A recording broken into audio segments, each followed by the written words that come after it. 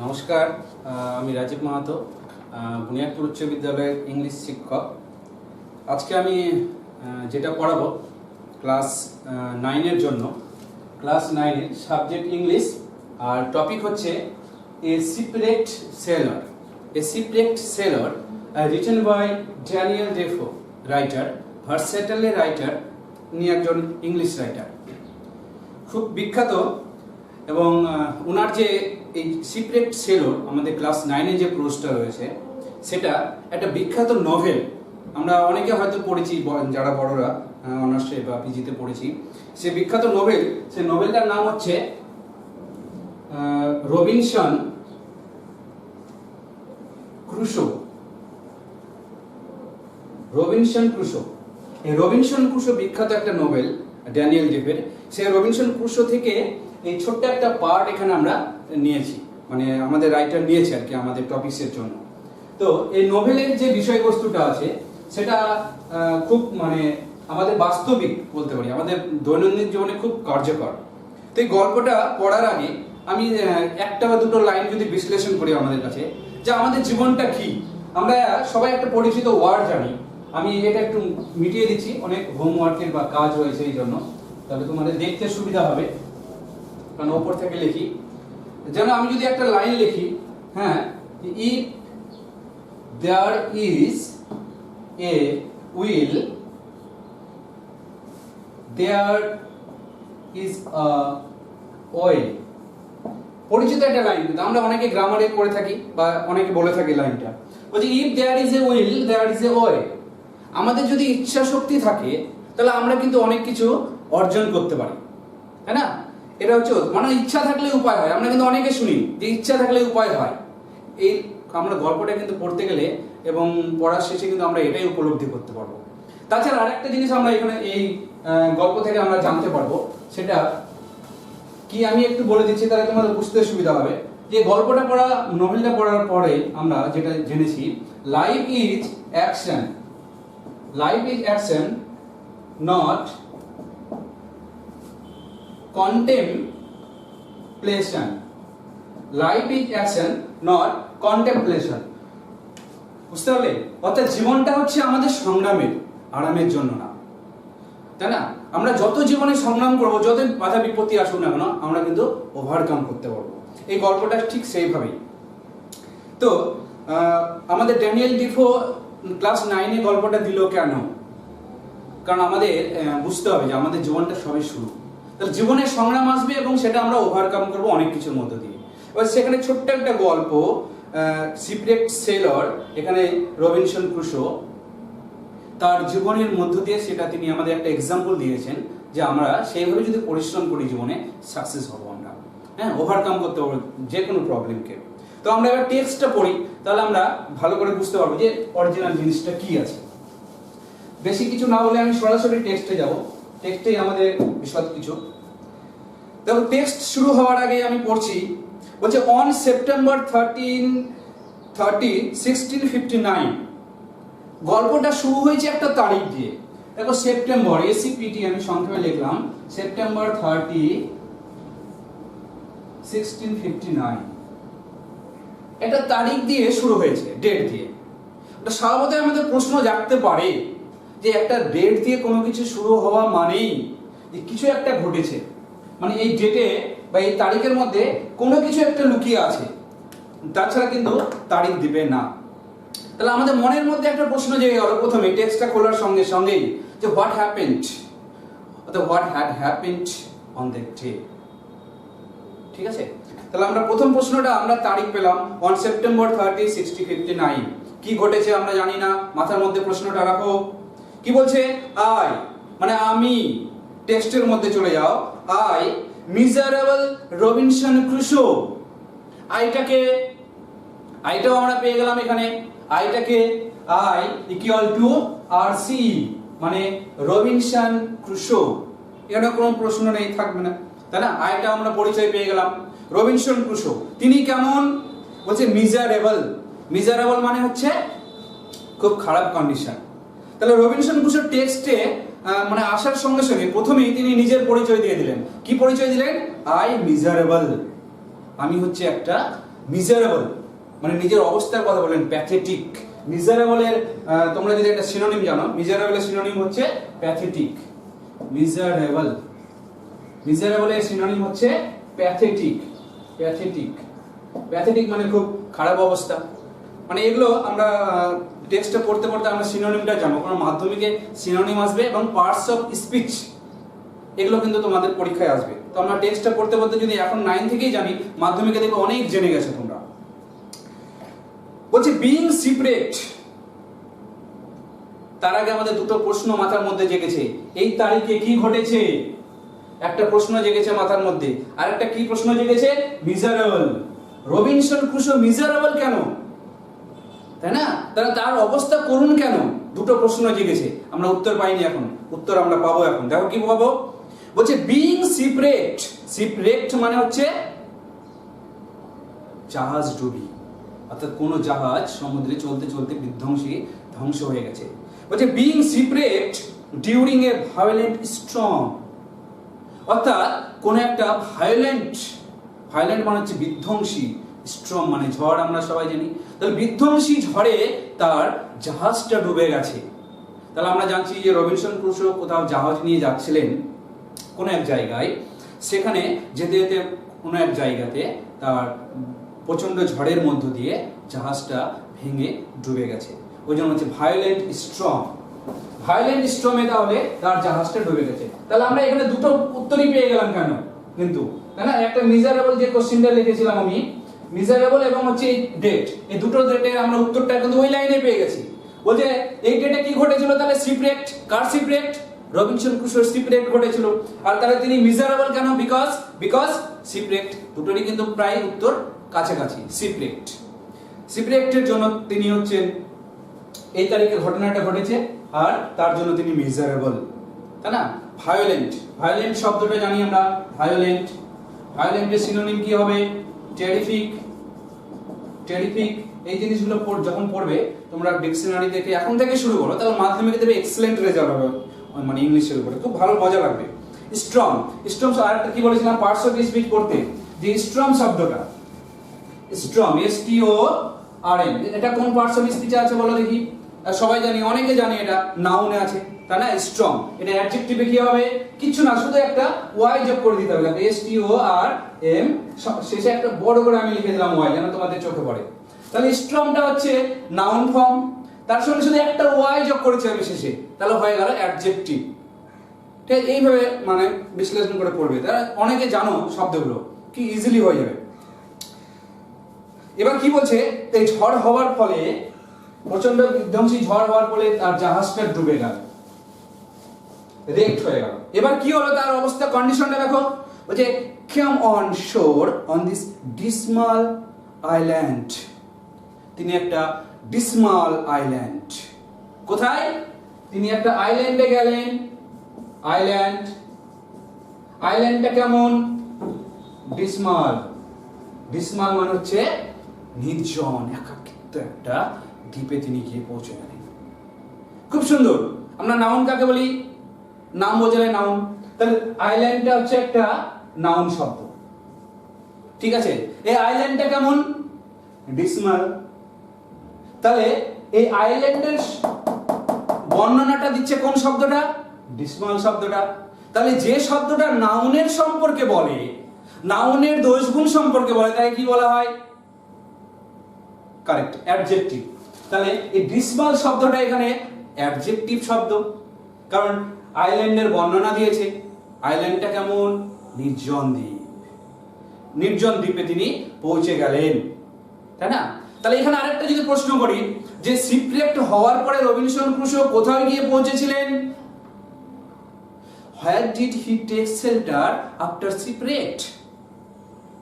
In a dismal island. একটা ডিসমাল আইল্যান্ডে গিয়ে তিনি পৌঁছে গেলেন। এবার আইল্যান্ডে পৌঁছার পর তিনি কি বলছেন দেখো, বলছে আই কল ইট, আমি এটাকে নাম দিয়েছিলাম, কোনটাকে?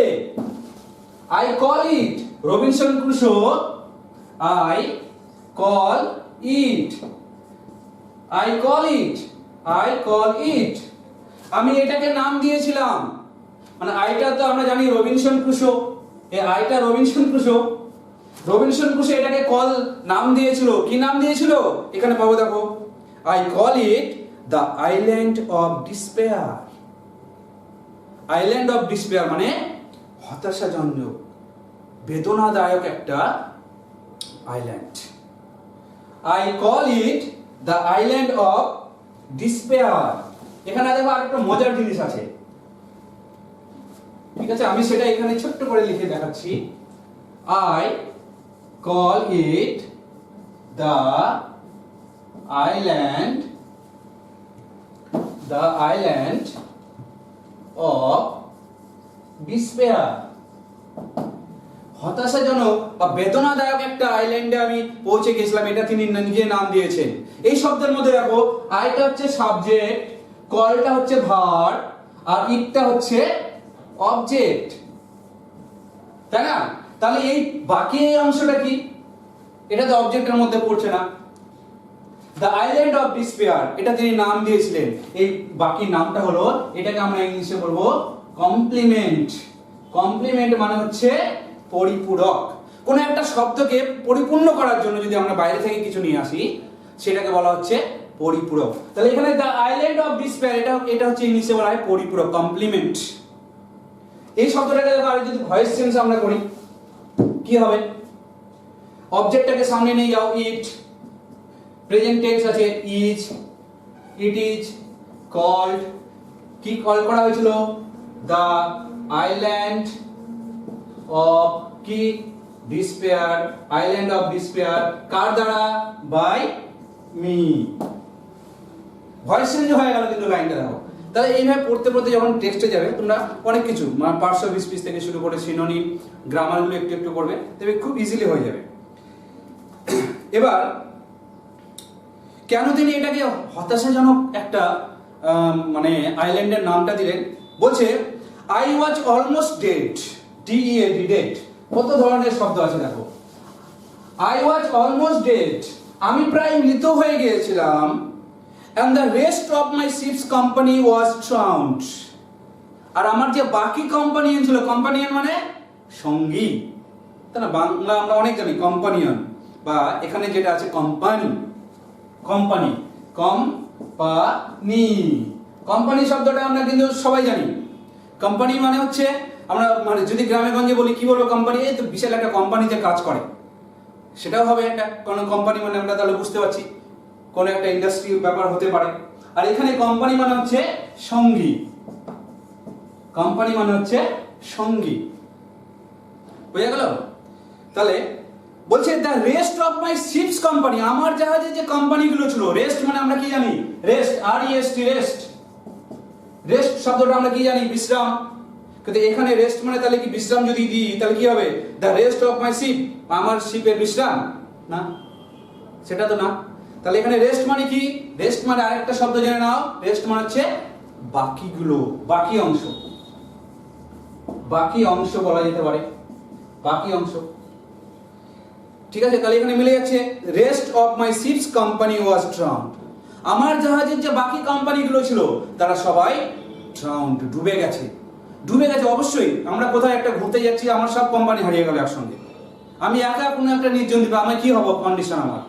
রবিনসন ক্রুশো ওই জন্য বারেবার বলে যাচ্ছে আমি কিন্তু মিজারেবল, মিজারেবলের কারণটা আমরা আবার পেয়ে যাচ্ছি। তারপরে কি বলছে, I had neither food, house nor clothes.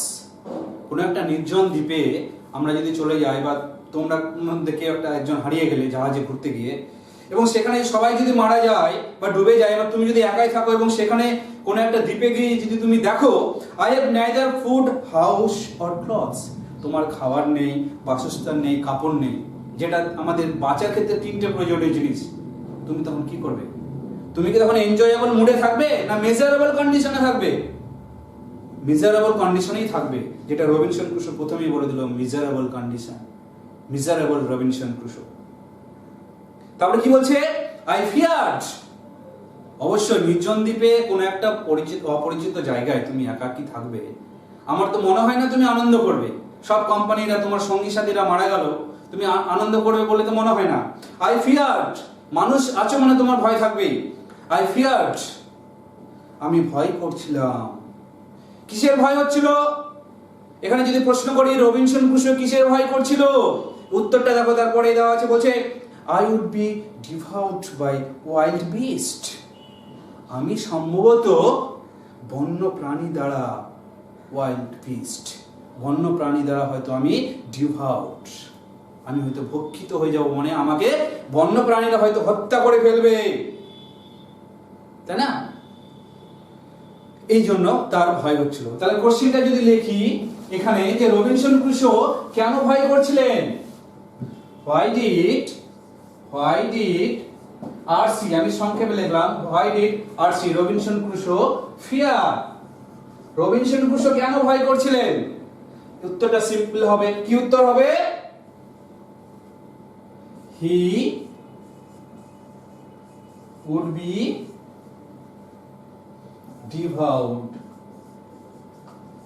be devoured by wild beasts। তিনি ভয় করছিলেন যে he would be devoured, তাকে হয়তো খেয়ে ফেলবে। কারা খেয়ে ফেলবে? wild beast, বন্য প্রাণীরা হয়তো তাকে খেয়ে ফেলবে, এটাই হচ্ছে তার মনের মধ্যে ভয় হচ্ছিল। তারপরে কি কন্ডিশন হলো দেখো, when night came, যখন রাত্রি এসে গিয়েছিল, রাত্রিবেলা, দিনের মধ্যে ঘটনাটা ঘটেছে তাহলে আমরা জানি। বলছে রাত্রি যখন নেমে এলো, I slept in a tree, আমি গাছের উপরে ঘুমিয়েছিলাম, for fear of wild creatures, যে wild beast, wild creatures এগুলো সব অ্যানিমেলস, সিনোনিম, অ্যানিমেলের সিনোনিম ক্রিয়েচার্স, তাই না? এগুলো পাচ্ছ তোমরা, অ্যানিমেল ক্রিয়েচার্স একই, কতগুলো শব্দ তাহলে তোমরা জানতে পারছো, দেখো একই সঙ্গে সঙ্গে। অ্যানিমেল মানে আমরা সবাই জানি, এখানেও জেনে গেলে কি ক্রিয়েচার্স, বিস্ট, এই শব্দগুলো তোমরা আরো জেনে যাচ্ছ। তাহলে এখানে প্রশ্নটা কি হবে? I slept in a tree for fear of wild creatures, আমি গাছের উপরে ঘুমিয়েছিলাম রাত্রিবেলা, কেন? why, কোশ্চেনটা যদি করি এখানে, why did Robinson Crusoe take shelter অথবা স্লিপ, আমি এখানে করে দিই স্লিপ, এই যে শব্দটা আছে খুব সুন্দর হবে, slip in a tree. why did RC মানে Robinson Crusoe slip in a tree, রাত্রি বেলা, বা আমি যে কোশ্চেনটা করলাম তিনি গাছে কেন ঘুমিয়েছিলেন? বিকজ ফিয়ার অফ, কিসের জন্য? ফিয়ার অফ wild creatures, বন্য প্রাণীদের ভয়ে। স্বাভাবিক, রাতের বেলা নির্জন দিনে যদি নিচে থাকি ভয় হবে না, তো অন্তত গাছের উপরে তো একটু সেফটি থাকি, যদিও চিতাবাঘ গাছে লাফিয়ে উঠে যায় তো সেটা আলাদা ব্যাপার, সাপও থাকে অনেক কিছু, তো তবুও তিনি নিজের প্রাণ বাঁচাবার জন্য, ভয় এতটাই হয়ে গেছিল ওনার আশ্রয়স্থল, তিনি ভেবেছিলেন আমার গাছটাই হয়তো শেষ সম্ভব হবে, এই জন্য তিনি কি করলেন? গাছের উপরে রাত্রিটা বসবাস করলেন। আর কি বলছে? ইট রেইনড অল নাইট, এদিকে বৃষ্টি হচ্ছে, সারা রাত্রি ধরে বৃষ্টি হচ্ছে, অল নাইট, সারা রাত্রি ধরে বৃষ্টি হচ্ছে। কন্ডিশনটা পাবো, তাহলে তিনি নিজেকে মিজারেবল কন্ডিশন কেন বলেছিলেন? আমরা কিছু যদি ওয়ার্ডগুলো এখানে দেখে নিই তাহলে দেখতে হবে যে ঠিক মিজারেবল কন্ডিশনের মধ্যে একদম হয়ে যাবে। যেমন শব্দটা পেলাম আমরা ডিসমাল পেলাম, আর একটা কি শব্দ পেলাম? ডিসপেয়ার, ডিসপেয়ার শব্দ পেলাম, আর কি শব্দ? ফিয়ার, ফিয়ার, আর কি পাবো এখানে? নাইট, এই ফার্স্ট প্যারাতে, প্রথম প্যারাতে আমরা যেগুলো পেলাম নাইট, তাই না? এর মধ্যে আছে তোমার হচ্ছে উইল্ড বিস্ট, উইল্ড বিস্ট, এই যে শব্দগুলো, এই শব্দগুলো দেখে কি মনে হচ্ছে প্রথম প্যারাতে? যে একটা মানুষের অবস্থা খুবই খারাপ, মানে সে আর বাঁচবে কিনা এই ধরনের কন্ডিশনে আমরা মনে হয় বাঁচবো না, কারণ যাদের মানে একটু ভালো মানে অসুখ বিসুখ রয়েছে, ডায়াবেটিস বলেন বা হাই প্রেশার, তারা কিন্তু আতঙ্কে মারা যাবে। অবশ্যই সেই কারণেই রবিনসন ক্রুশো এখানে মিজারেবল বলছে, নাইট শব্দ, ফিয়ার, ডিসপেয়ার, ডিসমাল, এই শব্দগুলো কিন্তু তাই বলছে এখানে যে আমার আর বাঁচার আশা নেই। এই জায়গা থেকে তিনি কিভাবে নিজেকে ওভারকাম করবে? প্রথমে আমরা বলেছি life is action not contemplation, if there is a will there is a way. এই জায়গা থেকে যদি কেউ মানুষ বলে করে না আমি বাঁচবো, নিজেকে আমি একদম অন্য জায়গায় নিয়ে চলে যাবো, বেঁচে যাবো আমি, আমার কিছু হবে না, অবশ্যই বাঁচতে পারবে হয়তো, তাহলে আমরা টেক্সটটা পড়ে সেটা আমরা কিন্তু শেষে বলতে পারবো। তাহলে দেখা যায় আগামীতে কি ঘটছে, এই ধরনের কন্ডিশনে তিনি ওভারকাম করতে পারছেন কিনা রবিনসন ক্রুসো। এবার পরে চলে যাই আমরা, পরের লাইনে কি আছে, দ্য রেন কন্টিনিউড, বৃষ্টি থামছে না, বৃষ্টি পড়েই চলেছে। থ্রু দ্য নেক্সট ডে, পরের দিন পর্যন্ত বৃষ্টি চলছে। উইথ গাস্ট অফ উইন্ড, শুধু বৃষ্টি না, তার সঙ্গে দমকা হাওয়া বইছে। গাস্ট অফ উইন্ড, দমকা হাওয়া বইছে, তাই না? আর একটা খুব ভালো শব্দ আছে এখানে, ডে।